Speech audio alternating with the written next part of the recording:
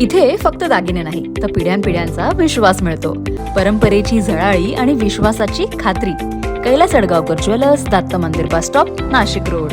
आगामी सिंहस्थाच्या पार्श्वभूमीवर महत्वाकांक्षी प्रकल्प असलेल्या रामकाल पथच्या कामात अडथळा ठरत असलेल्या रामकुंडावरील गत शतकातील पांडे मिठाईचे जुने दुकान शुक्रवारी दिनांक 20 रोजी सकाळी महापालिकेच्या अतिक्रमण निर्मूलन पथकाच्या वतीने जमीनदोस्त करण्यात आले. यासह परिसरातील अतिक्रमणे काढण्यात आली. मनपाच्या कारवाईच्या वेळी कडक पोलीस बंदोबस्त तैनात करण्यात आलेला होता.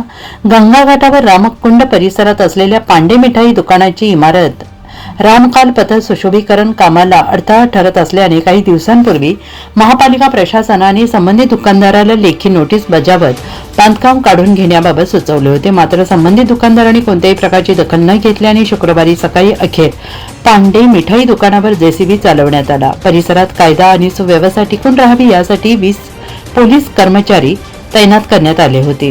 मनपा अतिक्रमण विभाग पथक तसेच पंचवटी सिडको, नाशिक रोड, सातपूर येथील विभागीय अधिकारी, 3 जेसीबी, पोकलाईन, डंपर आणि जवळपास मनपाचे 70 कर्मचारी या मोहिमेत सहभागी झाले होते. बांधकाम जेसीबी यंत्राच्या सहाय्याने उद्ध्वस्त केल्यानंतर अतिक्रमण विभागामार्फत बांधकाम मलबा तसेच स्टील तात्काळ उचलून नेण्यात आले.